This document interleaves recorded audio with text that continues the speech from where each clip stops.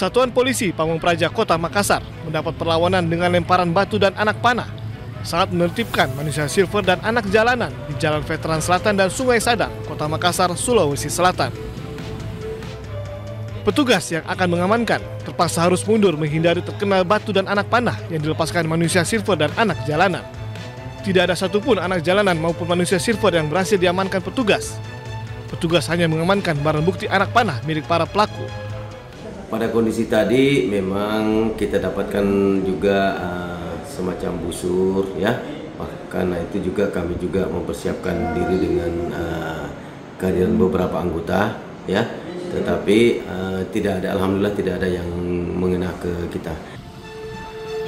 Razia manusia silver dan anak jalanan ini akan rutin digelar Satpol PP lantaran kerap mengganggu dan meresahkan pengguna jalan.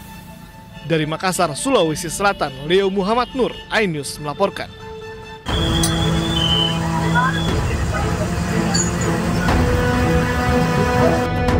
Dinas Pemadam Kebakaran dan Penyelamatan Kota Surabaya mengevakuasi satu mobil yang terjun ke sungai di kawasan Jalan Menur, Pumpungan, Kecamatan Sukolilo, Surabaya, Jawa Timur, Rabu pagi. Petugas sempat kesulitan lantaran mobil dalam posisi tenggelam, hingga petugas harus terlebih dahulu menguras air dan lumpur yang masuk ke dalam mobil. Polisi yang datang ke lokasi juga kesulitan menyelidiki penyebab kecelakaan. Pasalnya, pengemudi mobil yang informasinya seorang perempuan memilih kabur usai kejadian. Dari arah barat tadi mungkin kondisi atau ngantuk atau memang dalam keadaan pengaruh alkohol masih kita dalami.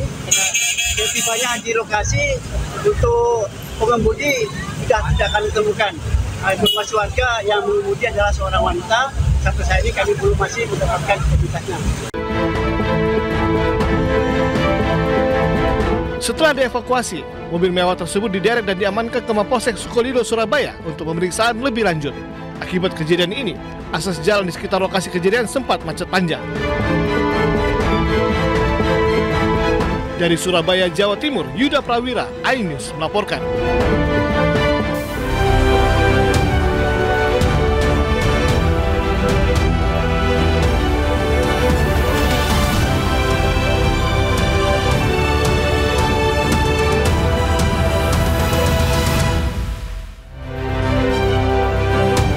Polisi menangkap 1 admin dan 5 anggota grup Fantasi Sedara.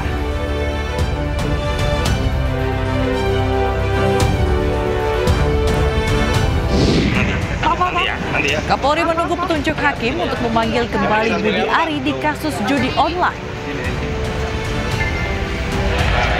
Pak Budi. Lagi, jemaah calon haji Indonesia meninggal dunia di pesawat sesaat sebelum mendarat di Jeddah, Arab Saudi.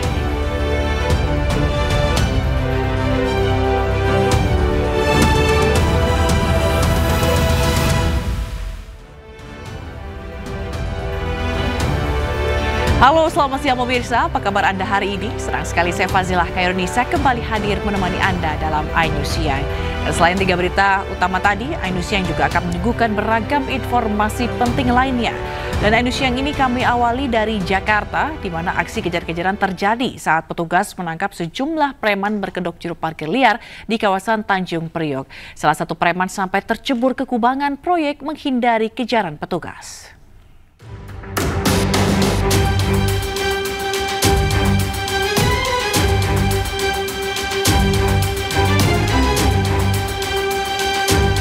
Razia Preman Berantas Jaya 2025 di kawasan stasiun dan terminal Tanjung Priok, Jakarta Utara diwarnai kejar-kejaran polisi dengan jumlah preman berkedok juru parkir liar.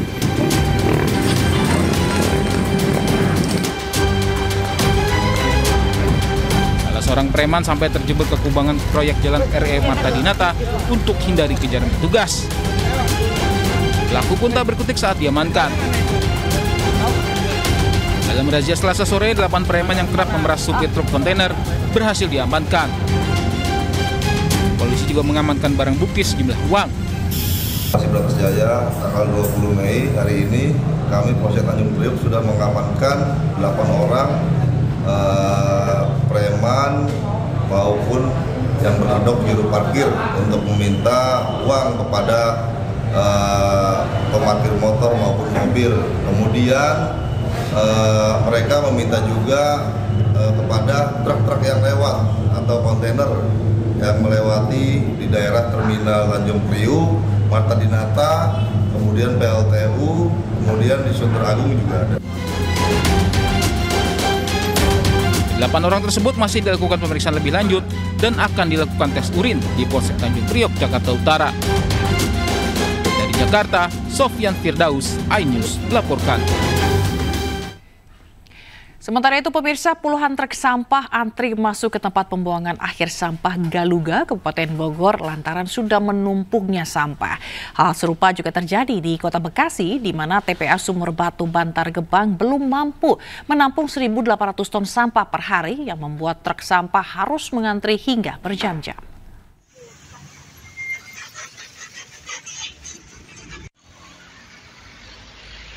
Antrian panjang puluhan truk sampah dari berbagai daerah di kota dan Kabupaten Bogor terjadi di tempat pembuangan sampah akhir Galuga, Desa Galuga, Cibung Bulang, Kabupaten Bogor.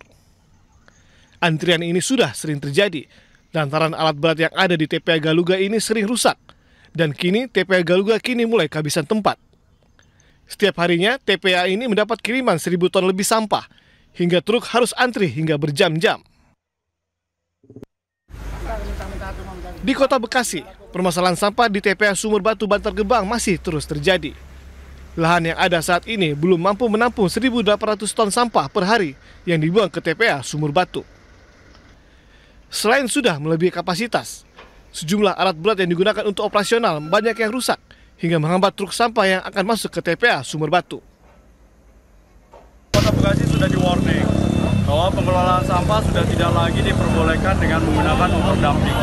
Oleh karena itu, dalam APBD efisiensi dan juga perubahan, kami akan mengalokasikan dana hampir 200 miliar dalam rangka untuk menyiapkan sanitary landfill yang ada. Karena ini adalah perintah dan ini adalah merupakan kewajiban yang harus kita lakukan. Harus ada upaya-upaya strategis, upaya-upaya yang harus kita gerakan dalam rangka pengelolaan 1.800 ton per hari yang dihasilkan oleh warga masyarakat. Pemkot Bekasi kini juga meminta bantuan alat berat dan truk sampah ke pemerintah Provinsi Jakarta guna membantu penanganan sampah di TPA Sumur Batu Bantar Gebang. Dari Bekasi dan Bogor, Jawa Barat, Rahmat Hidayat dan Wildan Hidayat, iNews melaporkan. Pemirsa, Barreskrim Polri menangkap 6 terduga pelaku yang terlibat dalam grup media sosial Facebook Fantasi Sedara. Ke-6 pelaku diduga berperan sebagai admin grup dan penyebaran konten pornografi. Para pelaku ditangkap di sejumlah lokasi di Pulau Jawa dan Sumatera. Selain ke-6 pelaku, polisi juga tidak menutup kemungkinan adanya tersangka lain. Para pelaku yang ditangkap diduga merupakan admin dan anggota aktif grup Facebook Fantasi Sedara. Mereka terbukti mengunggah konten seksual yang melibatkan perempuan dan anak di bawah umur. Dalam proses penangkapan, polisi menyita sejumlah barang bukti, termasuk dokumen digital berupa foto dan video pornografi. Para pelaku kini ditahan di Barreskrim Polri dan Polda Metro Jaya.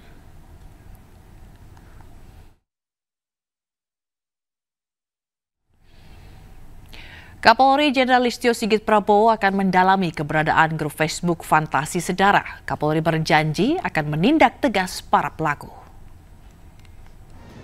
Khususnya ini ancamannya terhadap masyarakat luas. Polri tentunya akan melakukan pendalaman, penyelidikan, dan tentunya akan tindak tegas.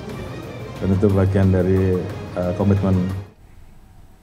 Menteri Koperasi Budi Ari hari ini mendatangi gedung Komisi Pemberantasan Korupsi.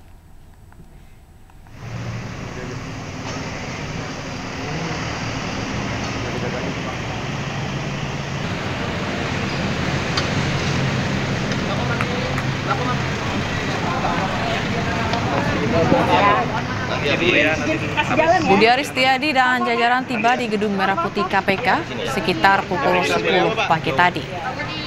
Kedatangannya untuk audiensi terkait pencegahan korupsi di KPK. Begitu tiba, Menteri Koperasi langsung masuk dan tidak berbicara kepada media. Rencananya pertemuan ini akan membahas salah satunya upaya pencegahan korupsi.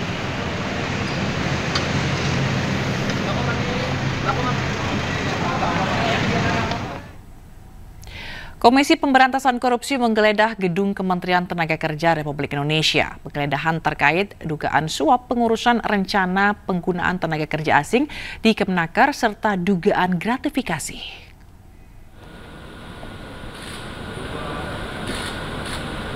Usai melakukan penggeledahan, penyidik KPK langsung meninggalkan gedung A Kementerian Tenaga Kerja RI di Jalan Gatot Subroto, Jakarta Selatan. Kali ini penyidik yang dikawal polisi bersenjata tak terlihat membawa koper yang biasa untuk menyimpan barang bukti.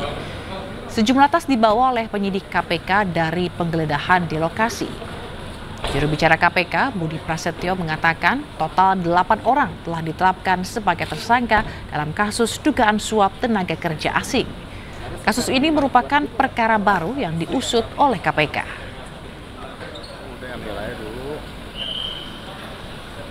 Hari ini tim KPK melakukan kegiatan penggeledahan di Kementerian Ketenagakerjaan. Penggeledahan terkait dengan penyidikan perkara dugaan suap pengurusan rencana penggunaan tenaga kerja asing di Kementerian Ketenagakerjaan serta dugaan gratifikasi. Sejauh ini KPK telah menetapkan beberapa pihak sebagai tersangka dalam perkara ini. Untuk detail hasil penggeledahan kami akan update nanti. Ini perkara baru, penyidikan baru. Saat ini sudah ada 8 orang yang ditetapkan sebagai tersangka dalam. Yang pertama sekali ingin saya sampaikan bahwa ini terkait dengan kasus yang sudah lama ya. Jadi tahun 2019 terkait dengan izin penggunaan tenaga kerja asing ya. Dan kasus ini berdasarkan pengaduan masyarakat bulan Juli tahun 2024. Termasuk juga mohon dicatat bahwa kita sebenarnya sudah mencopot orang-orang pejabat-pejabat yang diduga ya, terkait dengan kasus ini. Ya, dan proses selanjutnya tentu kita akan serahkan.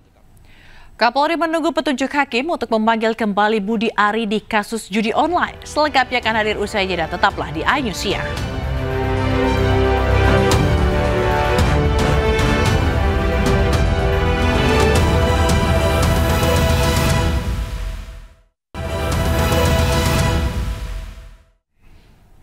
Anda kembali menyaksikan iNews Siang. Pemirsa, Dewan Perwakilan Daerah RI resmi melantik Irjen Muhammad Iqbal sebagai Sekretaris Jenderal DPD RI. Hal ini menimbulkan polemik karena Irjen Iqbal hingga kini masih tercatat sebagai anggota Polri aktif. Saya bersumpah. Demi Allah, saya bersumpah. Bahwa saya akan setia dan taat. Kepada Irjen Muhammad Iqbal, seorang anggota Polri aktif, resmi dilantik sebagai Sekretaris Jenderal DPD RI. Pelantikan dipandu langsung oleh Ketua DPD RI Sultan Bahtiar Najamuddin pada Senin di Gedung Nusantara 4, Senayan, Jakarta. Dengan latar belakang saudara sebagai personel Polri, saudara telah menunjukkan dedikasi dan profesionalisme yang tinggi dalam menjalankan tugas-tugasnya. Kami percaya bahwa pengalaman dan keahlian saudara akan sangat bermanfaat bagi lembaga DPD RI dalam menjalankan tugas-tugas konstitusionalnya dan membawa perspektif baru untuk meningkatkan kinerja dan efektivitas lembaga. Namun, pelantikan Irjen Iqbal ini mendapat perhatian khusus karena dianggap tidak sesuai dengan aturan yang berlaku. Peneliti Formapi Lusius Karius menyebut seharusnya Sekjen DPD RI diisi oleh ASN, bukan dari anggota Polri aktif. Jadi jelas bahwa anggota kepolisian tidak otomatis menjadi bagian dari pegawai negeri sipil, atau bahkan bisa dibilang anggota kepolisian bukan pegawai negeri sipil yang disebutkan dalam Undang-Undang ASN gitu ya, atau yang dimaksudkan juga oleh Undang-Undang MD3. Maka tentu nampak pengisian posisi Sekjen DPD RI oleh seorang yang masih merupakan pejabat di kepolisian aktif gitu ya, itu tentu tidak sejalan dengan apa yang kemudian menjadi kualifikasi posisi Sekjen DPD RI itu menurut Undang-Undang MD3. Irjen Iqbal merupakan seorang polisi aktif. Sebelum dilantik, dirinya pernah menjabat sebagai mantan Kapolda Riau yang kini dirotasi menjadi Pati Bahar Kampori dalam rangka penugasan di DPD RI. Tim Liputan iNews melaporkan. Pemirsa, hari ini sidang kasus judi online yang melibatkan mantan pegawai Kominfo akan kembali digelar di Pengadilan Negeri Jakarta Selatan. Sidang hari ini mengagendakan pembacaan dakwaan untuk 4 mantan pegawai Kominfo. Mereka adalah Zulkarnain Aprilianto, Adi Kismanto, Alwin Jabarti Kimas, dan Mohrijan alias Agus. Sebelumnya, keempat terdakwa sempat disidang pada 14 Mei 2025. Dalam sidang pertama, nama mantan Menteri Kominfo Budi Ari disebut-sebut dalam surat dakwaan yang dibacakan oleh jaksa penuntut umum.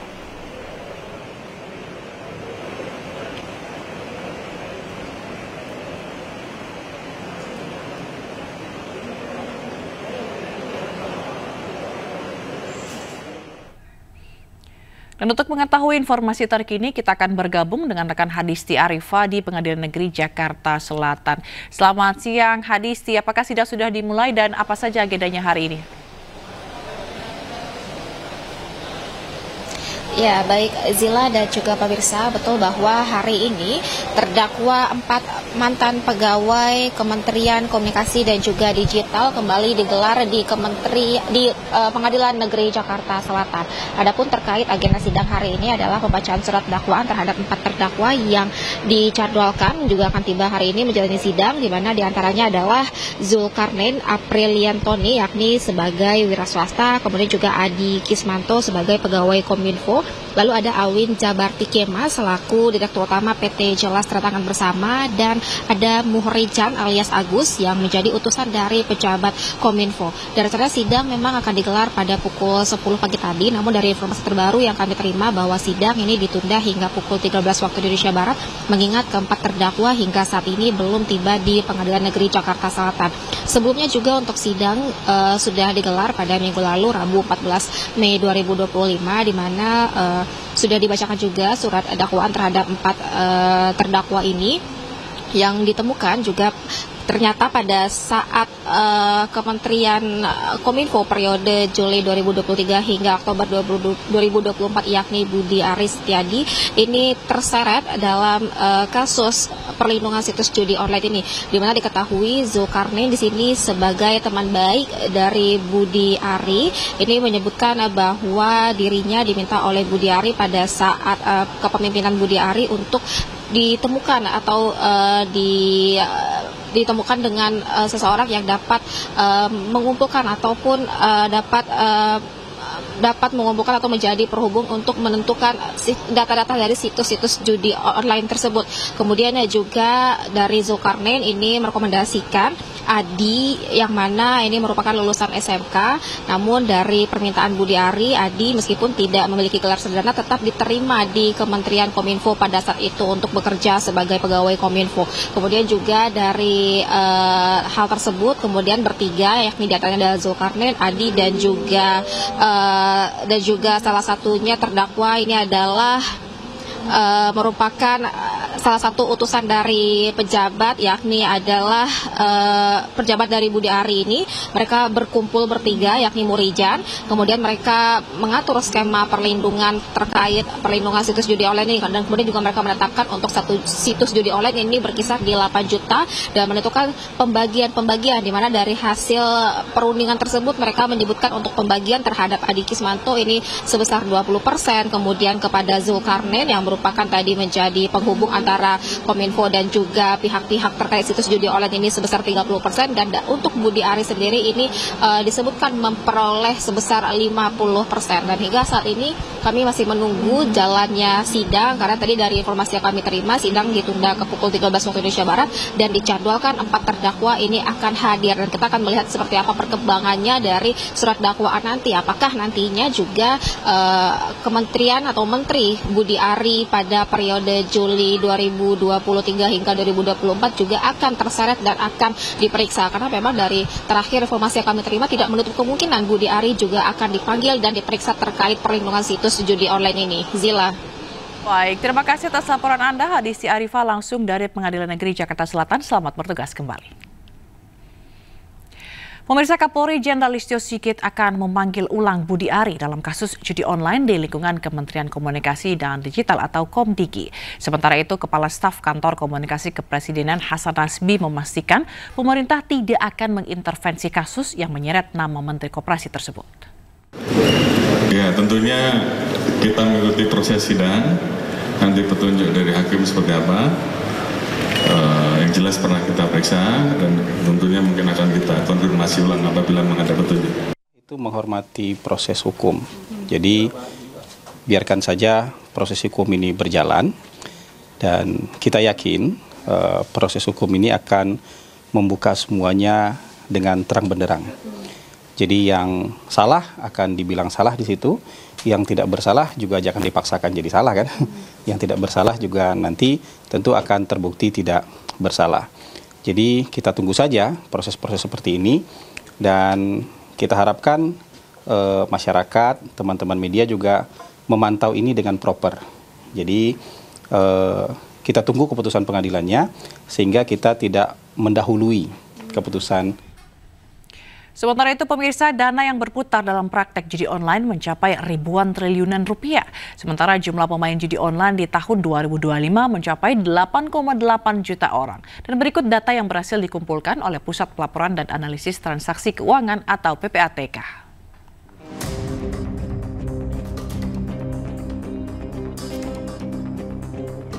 Di awal tahun 2025, Pusat Pelaporan dan Analisis Transaksi Keuangan atau PPATK mencatat perputaran dana judi online mencapai 1.200 triliun rupiah. Jumlah ini diperkirakan akan terus bertambah jika tidak ada penindakan dari pemerintah. Sementara jumlah pemain judi online di tahun 2025 mencapai 8,8 juta orang. Mereka berasal dari berbagai kalangan. Tapi mirisnya, 71,6% pemain judi online berpenghasilan di bawah 5 juta rupiah. PPATK juga mencatat pemain judi online tidak hanya orang dewasa, tetapi juga anak-anak. Uang yang dikeluarkan pun mencapai miliaran rupiah. Untuk anak berusia 10 hingga 16 tahun, perputaran dana judi online sebesar 2,2 miliar rupiah. Sementara untuk usia 17 hingga 19 tahun, nilai isi ulang pemain judi online mencapai 47,9 miliar rupiah. Di rentang usia 31 hingga 40 tahun, dana yang berputar di judi online mencapai 2,5 triliun rupiah.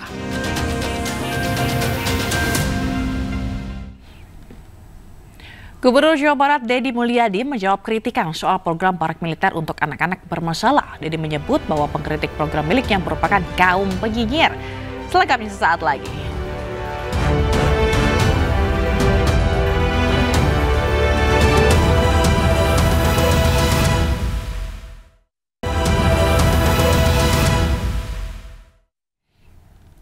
Anda kembali bersama kami. Pemirsa, Presiden ke-7 RI Joko Widodo menjalani pemeriksaan di Bareskrim Polri terkait kasus dugaan kepemilikan ijazah palsu. Datang sebagai terlapor, Jokowi dicecar 22 pertanyaan oleh penyidik.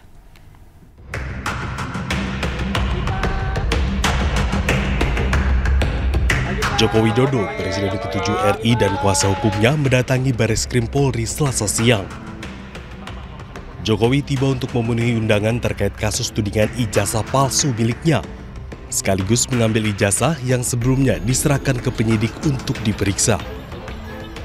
Jokowi mengaku dicecar 22 pertanyaan oleh penyidik mulai dari ijazah hingga skripsi universitas. Memberikan keterangan atas aduan dari masyarakat kepada Bareskrim, dan saya memenuhi undangan itu. Sekaligus saya mengambil ijazah yang saat yang lalu diantarkan ke Bareskrim dan sudah saya ambil.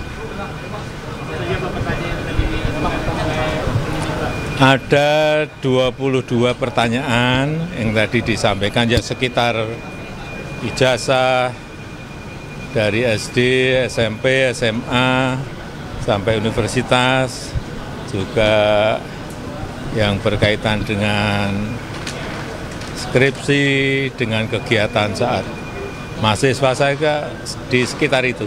Ya. Sebelumnya, polisi juga telah memeriksa 24 orang saksi dalam kasus ini. Terbaru, polisi memeriksa kader PSI Dian Sandi Utama. Sandi diperiksa karena mengunggah ijazah Presiden ke-7 Joko Widodo pada 1 April 2025. Selain itu, polisi juga sudah memeriksa mantan Menpora dan pakar telematika Roy Suryo serta pegiat media sosial Dr. Tifa pada 15 Mei 2025 lalu. Tim Liputan iNews melaporkan. Dalam dialog di program Rakyat Bersuara, Roy Suryo, pakar telematika yang juga terlapor, yakin bahwa ijazah Jokowi palsu karena diduga UGM terlibat dalam mengubah data di ijazah Jokowi. Namun kuasa hukum Jokowi, Yakub Hasibuan, membantah tudingan tersebut. Apa kaitannya menghapus dekan? Artinya gini, UGM pun tega gitu loh, mengubah sejarah yang seharusnya itu tidak dilakukan hanya demi mengikuti ijazah yang mungkin salah tulis. Oh gini, sebentar.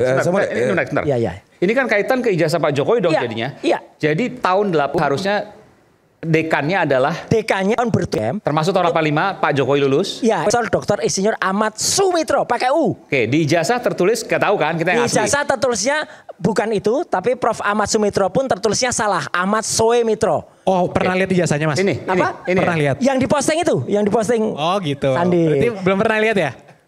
Kalau itu salah, ya berarti Sandi nanti salah. Ini Mas pernah lihat nggak? Mas pernah lihat? Pernah lah, jelas. Oke, ya udah nanti Mas ada nggak? Mas pernah nggak? Ada nggak di situ? Jawab dulu dong. Saya juga. Enggak lah, nggak usah. Tadi saya jawab, saya pernah lihat. Mas pernah lihat nggak? Oke, yang saya lihat. Nah ini. Ini yang saya lihat. Ini ijazahnya nggak, Mas? Sekarang gantian saya tanya. Ini ijazahnya nggak, Mas? Saya tidak harus menjawab itu karena ini semua sudah masuk ke proses. Karena ini semua sudah masuk proses hukum. Jadi Pak Jokowi sudah menyerahkan ijazah asli. Karena begini Mas, ini Mas Aiman yang sangat menarik begini. Ya, apa? Ijazah Pak Jokowi itu ijazah fisik. Ya. Tadi diserahkan fisik ya. Ya, bentuknya itu bukan ijazah elektronik ya. Ijazahnya fisik, bentuknya analog. Tapi selama ini ada orang-orang yang mengklaim sebagai ahli-ahli melakukan digital forensik. Seakan-akan barangnya ini adalah digital. Padahal barangnya ini analog. Nah ini yang mau kita pertanyakan juga. Selama ini yang diperiksa itu sebenarnya apa? Yang mendigitalkan siapa Mas? Tunggu dulu, saya belum selesai Mas. Source of document-nya itu apa? Jadi kan jelas nih, statement dari UGM clear bahwa ijazahnya itu adalah ijazah fisik. Tahun segitu juga belum dikeluarkan ijazah yang elektronik. Jadi tentunya forensiknya kalau mau dilakukan oleh ahli yang betul, yang benar, bersertifikasi, pastikan forensiknya juga fisik dong, analog. Tapi selama ini kan narasinya dilakukan menggunakan digital forensik aplikasi-aplikasi. Gitu. Sekarang saya tanya juga ke Mas Roy. Boleh nggak barangnya ini analog, fisik, source-nya fisik ya, dokumen aslinya dilakukan digital? Mas pernah lihat nggak? UGM pun menampilkan ini. UGM pun menampilkan ini pada saat acara di Fakultas Kehutanan UGM dihadiri oleh lulusan-lulusannya. Foto yang sama. Pemirsa, Gubernur Jawa Barat Deddy Mulyadi menjawab kritikan soal program barak militer untuk anak-anak bermasalah. Deddy menyebut bahwa pengkritik program miliknya merupakan kaum nyinyir.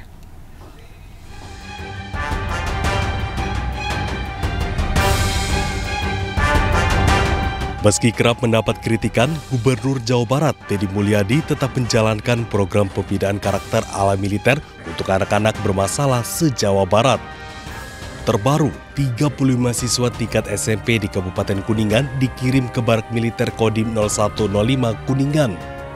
Para pelajar pria maupun wanita akan mengikuti pembinaan karakter ala militer selama 2 minggu ke depan. Kritikan program barak militer milik Pemprov Jawa Barat dibalas oleh Deddy Mulyadi. Dengan pidato berapi-api, Deddy menyebut bahwa pengkritik program barak militer merupakan kaum nyinyir. Semua orang hanya memberikan pengamatan, analisis, kajian. Itulah metodologi yang dikembangkan bangsa ini. Tetapi tidak ada yang berani mengambil solusi, mengangkat mereka di sudut jalanan, dimasukkan ke barak, dididik secara militer, diarahkan menjadi anak-anak yang berguna. Kedisiplinan militer adalah harga mati bagi kemajuan bangsa, bukan musuh. Pandangan-pandangan buruk terhadap militer adalah pandangan-pandangan orang yang takut anak-anak Indonesia bangkit, yang takut anak-anak Indonesia mencapai kemajuan. Mereka takut bangsa ini menjadi bangsa kokoh dan tegap. Mereka ingin bangsa Indonesia menjadi bangsa pemabuk yang setiap hari mabuk akan ilmu pengetahuan, yang setiap hari bertengkar di TV, yang setiap hari bertengkar di medsos, sementara hamparan kekayaan alam diambil sama mereka. Janganlah kita menjadi antek dari bangsa lain. Doa yang terpancar ada dua. Saya tidak menyebut doa. Rintihan hati, bisikan hati ada dua. Ada yang berharap ini berhasil, dan ada yang berharap ini gagal. Siapa yang berharap ini berhasil? Mereka adalah kaum-kaum nasionalis yang mencintai bangsa ini. Siapa yang berharap ini gagal? Para nyinyir dan para pembenci yang menjadikan politik sebagai tujuan hidupnya tanpa pernah bisa membedakan mana kepentingan politik dan mana kepentingan kebangsaan.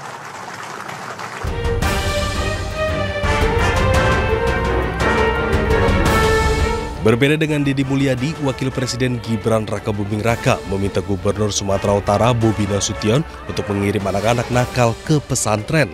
Pernyataan ini disampaikan Gibran sebagai solusi curhatan Bobi soal permasalahan narkoba di Sumatera Utara. Ya, tadi Pak Gubernur mengeluh masalah narkoba. Nah, ini PUI bisa digandeng ini Pak Gubernur.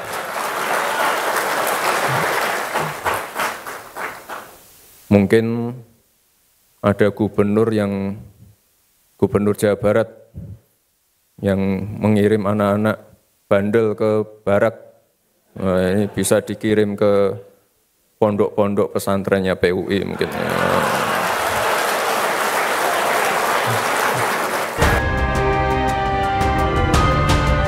Sementara itu, Gubernur Jawa Timur Kofifa Indar Parawansa memiliki solusi tersendiri untuk atasi anak-anak bermasalah.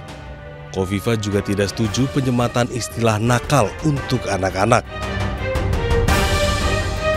Ya Allah, sama enggak boleh loh. Saya itu sangat tidak setuju disebut anak nakal. Saya selalu bilang anak nakal. Nakal adalah N akal. N itu tidak terhingga. Akalnya tidak terhingga. Sampean kan tahu kita punya sekolah-sekolah taruna. Saya tidak menyebut anak nakal, saya tidak, karena pada saya anak itu terlahir putih fitrah. Penyebutan pun menurut saya hati-hati sekali. Anak itu terlahir fitrah. Yang bilang itu siapa? Nabi, Rasulullah. Tapi kemudian ada memberi warna A, warna B, warna C, bukannya itu tanggung jawab kita semua. Kalau sekolah untuk menguatkan karakter, kita sudah mendapat warisan dari Pak Dekarwo, SMA Nala. Program pengiriman anak bermasalah ke barak militer sudah berjalan selama 3 bulan terakhir. Meski banyak kritik, Deddy Mulyadi mengaku akan tetap menjalankan program untuk mengatasi permasalahan remaja di Jawa Barat.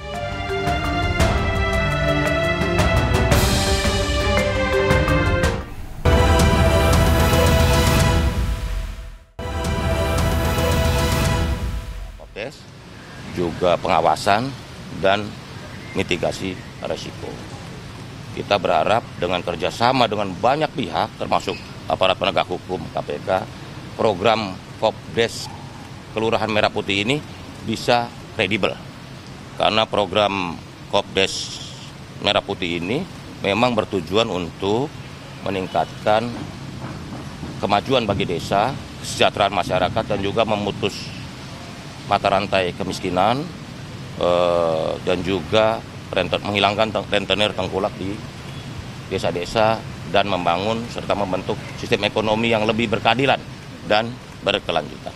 Begitu. Untuk tanggapan dari KPK terkait program tersebut gimana, Kita Pak? akan menindaklanjuti dengan MOU. Bahkan kami juga sudah minta nanti ada pegawai KPK ada dalam tim ini supaya bisa memberikan input, saran, dan juga mitigasi jika ada potensi-potensi pelanggaran hukum yang terjadi dari program ini. Karena program ini tujuannya mulia. Kopdes Merah Putih ini program dengan tujuan yang sangat mulia dari Bapak Presiden yang harus kita kawal dengan baik. Karena manfaatnya akan dirasakan oleh warga masyarakat, khususnya warga desa, dan juga bagaimana usaha dari pemerintah, khususnya pemerintahan Pak Prabowo Subianto dan Kabinet Merah Putih ini untuk sama-sama mewujudkan keadilan sosial bagi seluruh masyarakat Indonesia. Izin Iswai boleh, Pak?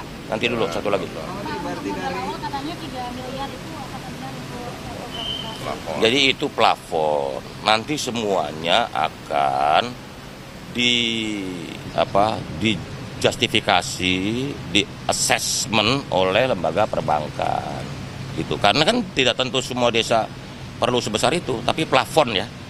Ada, nanti kita lihat. Itu bentuknya pinjaman loh, bukan dana cuma-cuma gitu. Sehingga nanti asesmennya pasti memiliki pertimbangan-pertimbangan bisnis dan resiko gitu. Kita berharap program ini bisa dikawal oleh semuanya. Teman-teman media juga nanti ada tadi Pak dari teman-teman dari Bapak-bapak KPK sudah sampaikan tentang monitoring pengaduan masyarakat. Manakala ada hal-hal yang kurang baik yang terjadi di lapangan. Jadi, ya. Dari Pak Budi berarti memang persilakan KPK untuk menindak siapapun oknum yang nanti akan melakukan. Ya kita berharap, ini kan gini loh, kan saya sudah berkali-kali menyampaikan bahwa kunci kesuksesan program Kopdes Kelurahan Merah Putih ini adalah 3. 1 orangnya, 2 organisasinya, kelembagaannya, 3 sistemnya. Kalau dalam bahasa Inggris, people, organization, and system. 3 itu kuat, saya yakin program ini akan bisa memberi manfaat bagi kemajuan masyarakat, khususnya di desa, dan juga kemajuan ekonomi nasional. Begitu ya? Apa? Nah ini kan tadi sudah dihitung, kemarin itu antara sekitar, kalau 3 miliar kan berarti sekitar 240 triliun. Begitu. Dan ini anggaran yang sangat besar, yang membuat potensi kerawanannya juga tinggi. Karena itu dari tingkat perencanaan kita sudah kawal perencanaan. Termasuk juga bagaimana perencanaan itu dikawal dengan baik sehingga eksekusinya bisa kita kontrol dengan sebaik-baik. Gitu ya. Nanti aja, enggak. Nanti ketenggelam. Gusti Allah boten sare, Tuhan tidak pernah tidur. Selesai. Pak, soal manuver BG dan PDIP seperti apa, Pak? Kalau kembali ke Barreskrim siapa? Pak, soal manuver BG dan PDIP seperti apa, Pak, terkait tudingan Idol ini, Pak? Slow.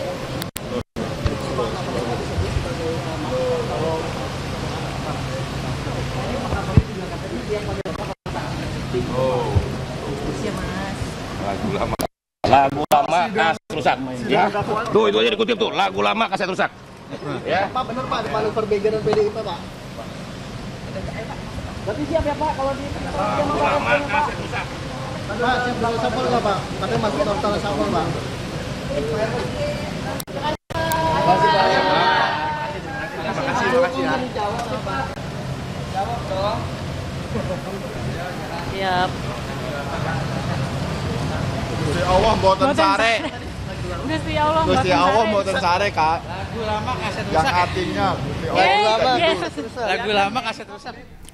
Pemirsa masih di iNews yang bersama saya Rosalyn Chiu. Tadi kita baru saja mendengar pernyataan dari Budi Ari yang merupakan Menteri Koperasi Republik Indonesia, di mana KPK dijadwalkan tadi untuk menerima audiensi dari Kementerian Koperasi, di mana tadi pertemuan dilakukan untuk membahas berbagai upaya pencegahan korupsi. Pemirsa, kita akan ke informasi lainnya terkait dengan komunitas pengemudi ojek dan taksi online melakukan aksi unjuk rasa di Jakarta.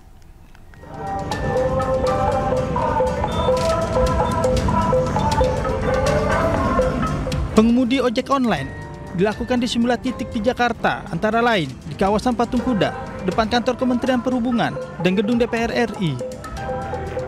Dalam aksinya, para pengemudi ojek online menyuarakan sejumlah tuntutan, salah satunya meminta penurunan potongan aplikasi menjadi 10%. Nah, selama ini kan ada pembiaran, adanya yang tadi disebutin bahwa ada Aceng, ada layanan slot, Grab Hemat, dan yang lain. Itu kan jelas-jelas melanggar. Maka dari itu, ayo kami bersama teman-teman menyuarakan bahwa ayo Kementerian Perhubungan ini dia punya barang namanya PM12. Ayo tolong itu ditindak atau dilaksanakan dengan baik. Ketemu siapa sih hari? Ya gini, mintanya menteri. Karena beliau yang bertanggung jawab gitu loh. Kalau memang ini pun tidak ditepati, kami akan kemah di Kementerian Perhubungan. Aksi yang dilakukan ribuan pengemudi ojek online dilakukan sebagai bentuk protes terhadap aplikator yang dituding kerap kali melanggar regulasi. Dari Jakarta, tim iNews melaporkan. Pemirsa, selain di Jakarta, unjuk rasa pengemudi ojek online juga digelar serentak di sejumlah daerah di Indonesia. Pengemudi ojol menuntut diturunkannya potongan aplikasi menjadi 10%. Di Tangerang, Banten, puluhan pengemudi ojek online yang tergabung dalam kelompok Serikat Pengemudi Transportasi Ojol atau SEPETA berkumpul di Jalan Sudirman. Mereka berkonvoi dari Tangerang menuju gedung Kementerian Perhubungan. Selain menuntut diturunkannya potongan aplikasi menjadi 10%, massa juga meminta pemerintah segera menertibkan Undang-Undang Transportasi Online. Sementara itu di Purwakarta, Jawa Barat, ribuan pengemudi ojek online berangkat dari wilayah Sadang menuju kantor pemerintah Kabupaten Pemkab Purwakarta. Aksi ini sempat membuat arus lalu lintas di daerah Jakarta menuju Bandung mengalami kemacetan. Mereka juga mengeluhkan besarnya potongan dari pihak aplikator dan menuntut penurunan potongan. Pemirsa, guru besar Fakultas Kedokteran sejumlah universitas ramai-ramai memprotes Menteri Kesehatan Budi Gunadi Sadikin. Mereka prihatin terhadap serangkaian kebijakan Menteri Kesehatan yang tidak logis pada profesi kedokteran.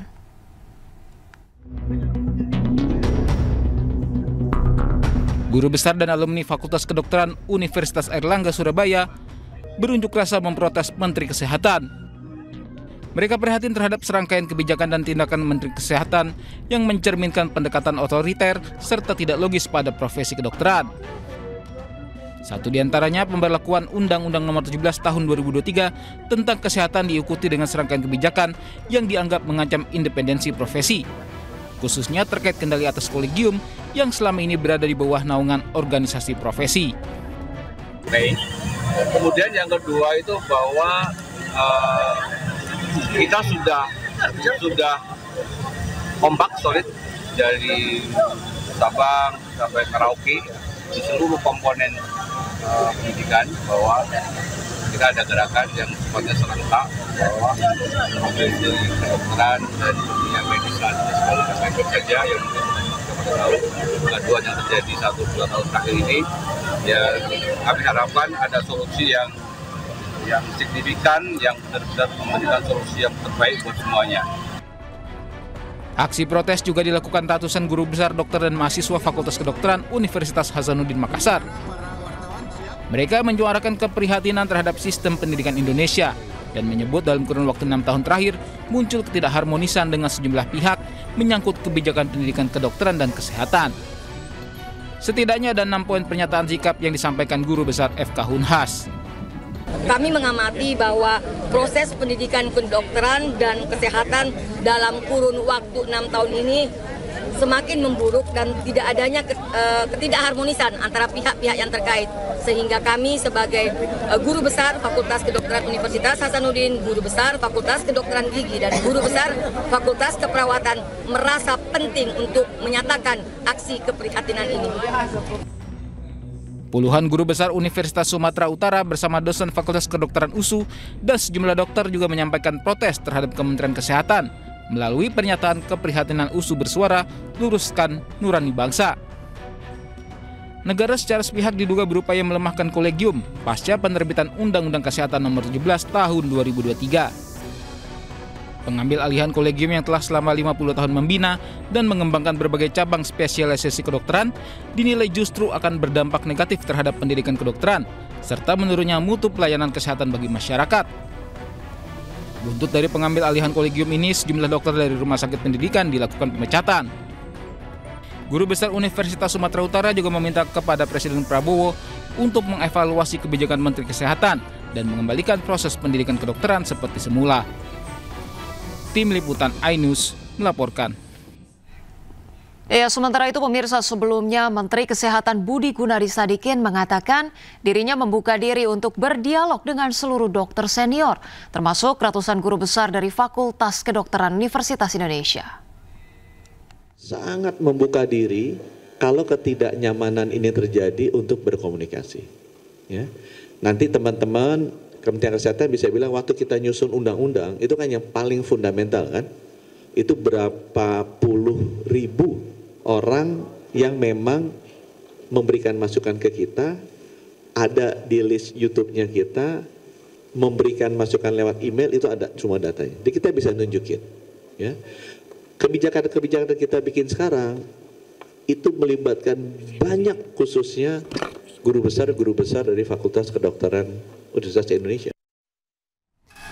Pemirsa, kita ke informasi lainnya. Polisi terus menyelidiki kasus pembunuhan sadis yang dilakukan seorang wanita bersama ayahnya di Cianjur, Jawa Barat. Polisi akan memeriksa kejiwaan pelaku yang tega membunuh ibu dan anaknya yang masih balita.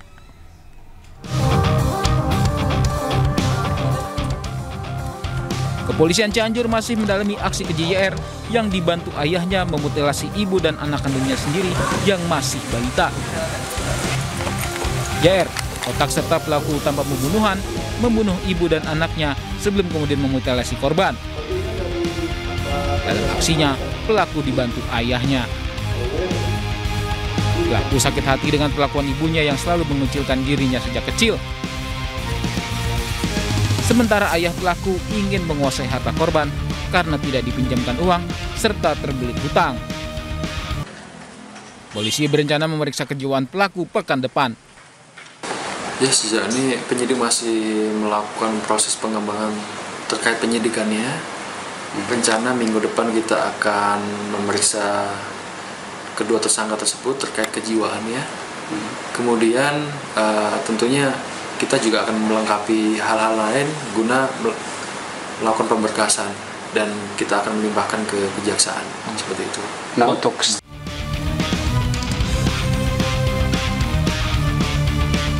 keji kedua pelaku dilakukan pada April lalu. Pelaku sudah merencanakan aksinya karena menginap 2 pekan di rumah korban bersama anaknya. Kasus pembunuhan sadis ini terungkap ketika warga mendapati tengkorak dan kepala tubuh di Desa Cibanteng, Kecamatan Sukaresmi. Setelah dilakukan penyelidikan, polisi akhirnya menetapkan YR dan ayahnya sebagai tersangka. Aksi sadis kedua pelaku membuat mereka terancam hukuman mati. Dari Cianjur, Jawa Barat, Muhammad Andi Isyan, iNews melaporkan. Pemirsa, hujan deras yang mengguyur Jakarta menyebabkan banjir di sejumlah titik. Di Pasar Minggu, tembok pembatas permukiman warga jebol. Tembok pembatas di salah satu komplek warga di kawasan Pasar Minggu, Jakarta jebol.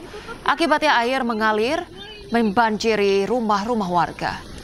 Hujan deras yang mengguyur membuat ketinggian air yang masuk ke permukiman warga terus bertambah.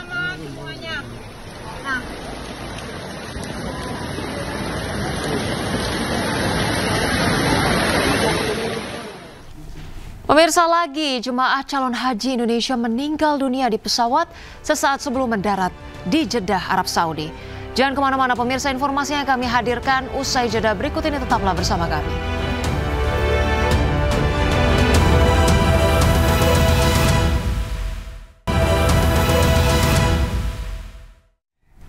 Pemirsa, Sabrina Leonor keluar sebagai juara Indonesian Idol musim ke-13. Sabrina berhasil mengalahkan Fajar Nur di acara Result and Reunion dari Indonesian Idol 2025 dengan raihan vote terbanyak. Malam spektakuler Result and Reunion Indonesian Idol 2025 yang digelar di studio RCTI Plus MNC Studios Jakarta berlangsung sangat meriah. Acara penobatan juara Indonesian Idol 2025 ini turut dihadiri co-CEO MNC Group Angela Tanusudibyo serta sejumlah Menteri Kabinet Merah Putih. Pada malam penobatan, Sabrina Leonor keluar sebagai juara Indonesian Idol 2025 setelah tampil memukau membawa lagu Bawalah Cintaku bersama penyanyi Afgan Syahreza. Perempuan kelahiran Bangka Belitung ini berhasil meraih vote terbanyak mengalahkan Fajar Nur. Aku berterima kasih sama Tuhan karena Tuhan ngizinin aku hari ini dan Fajar bisa perform maksimal, bagus, dan semoga itu bisa jadi penutup yang manis buat semuanya. Alhamdulillah bisa dikasih kesempatan bisa masuk di Grand Final. Nggak pernah nyangka bisa ada di Grand Final, jadi kemarin juga aku bilang siapapun yang juara tetap jadi juara kita masing-masing.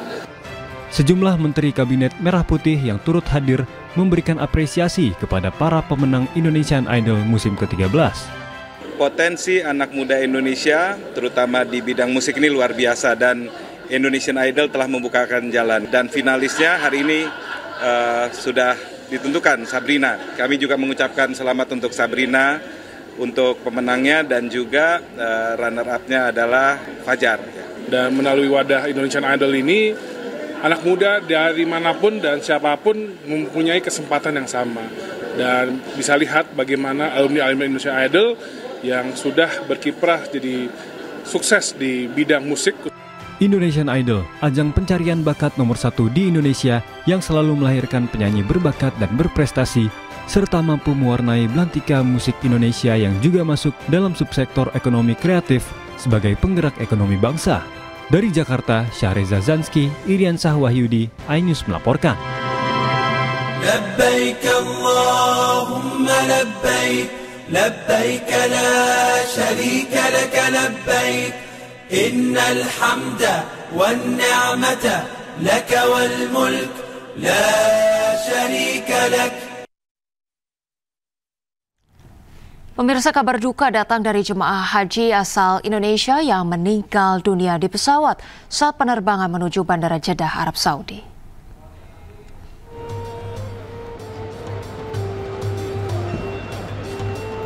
Kusnandar Endi Miharja, 67 tahun, jemaah haji kloter DKG 40, meninggal dunia dalam penerbangan menuju Jeddah.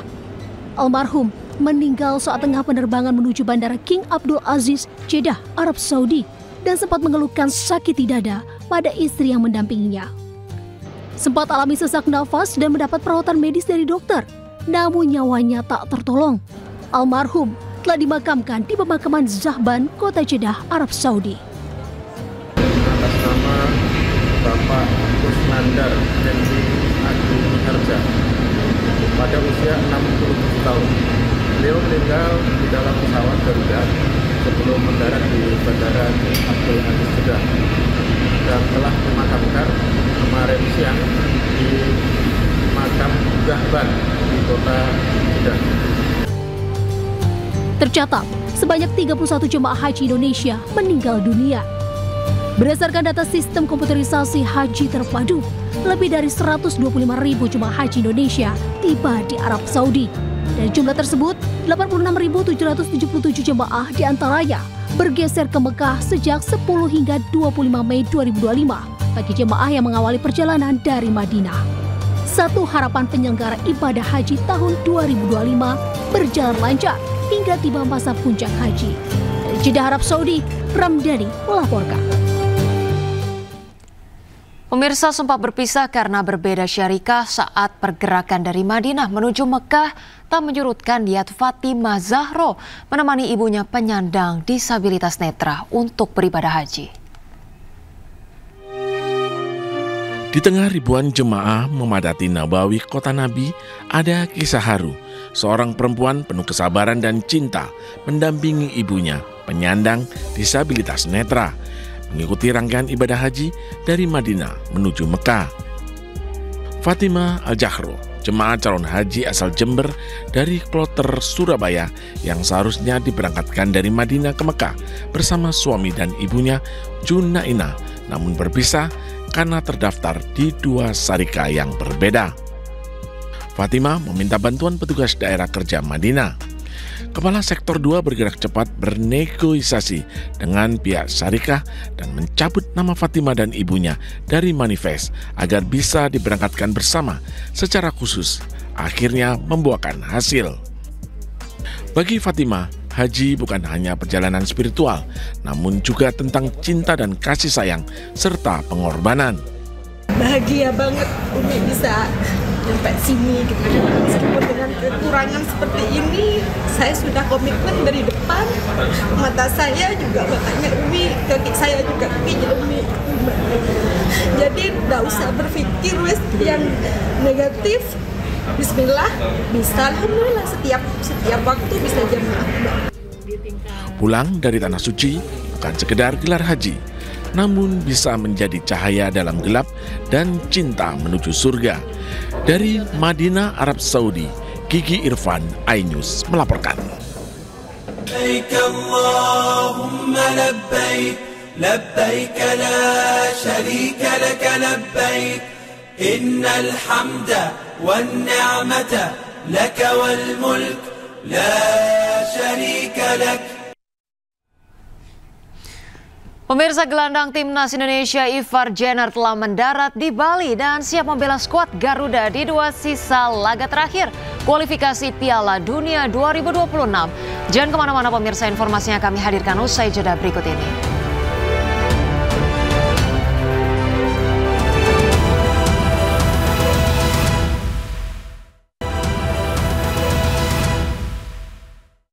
Pemirsa, tiket laga timnas Indonesia melawan China di kualifikasi Piala Dunia 2026 ludes terjual. Sementara itu jelang pemusatan latihan, gelandang timnas Indonesia Ivar Jenner telah tiba di Bali. Dan pemirsa, informasi ini sekaligus menutup iNews siang hari ini. Pemirsa, temukan informasi-informasi terbaru lainnya di www.inews.id dan cuplikan tayangan berita iNews dapat Anda saksikan di kanal YouTube @officialinews. Pemirsa, saya Rosalyn Chiu pamit undur diri. Terima kasih, selamat beraktivitas dan sampai jumpa.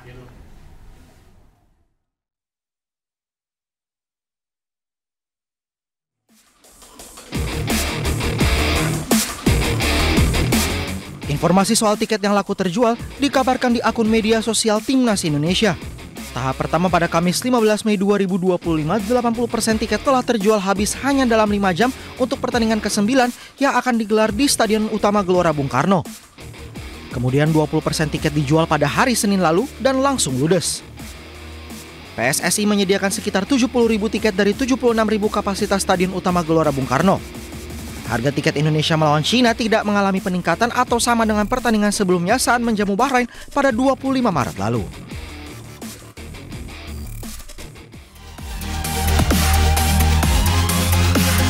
Inilah momen kedatangan Ivar Jenner, gelandang timnas Indonesia yang dijemput langsung jasa driver wisatawan di Bandara Ngurah Rai, Bali. Ivar Jenner datang pada malam hari bersama beberapa orang temannya, mengaku akan berlibur lebih dulu sebelum mengikuti pemusatan latihan skuad Garuda yang akan mulai dilakukan akhir pekan ini. Saat di bandara, Ivar sempat terlihat dengan santai menggunakan bus di dalam bandara bersama penumpang lain. Ivar disebut driver diantarkan langsung ke salah satu hotel untuk makan malam. Sebelumnya Marcelino hingga Asnawi juga telah berada di Bali bersiap mengikuti pemusatan latihan timnas Indonesia jelang 2 laga terakhir kualifikasi Piala Dunia 2026.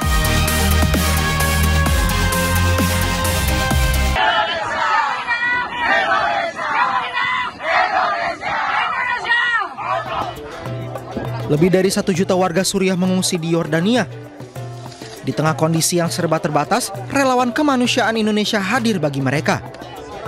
Di kamp pengungsian Mafraq Yordania, para relawan menyalurkan bantuan mulai dari makanan siap santap, mainan bagi anak-anak, hingga pemeriksaan kesehatan. Kita berbagi paket bahan pangan siap saji untuk sekitar 400 kepala keluarga. Kita berbagi paket bahan pangan keluarga sekitar 200 paket untuk kepala keluarga, dan kita berbagi makanan-makanan bergizi untuk anak-anak dan serta mainan anak-anak untuk anak-anak Suriah. Sementara itu rencananya Juli mendatang sekitar 200 kepala keluarga Suriah akan kembali ke tanah air mereka. Nah, karena mereka insya Allah di bulan Juni atau Juli mereka akan pulang ke negaranya, karena negaranya kondisinya udah mulai membaik. Jadi pengen ketemu sekali lagi sebelum mereka pulang, dan insya Allah aku juga sama teman-teman, ada Ratna Gali, ada Vicky Shu juga, ada Hamidah. Jadi kita pengen galang dana buat bantu mereka untuk kepulangannya. Jadi kayak kita pengen cari patungan.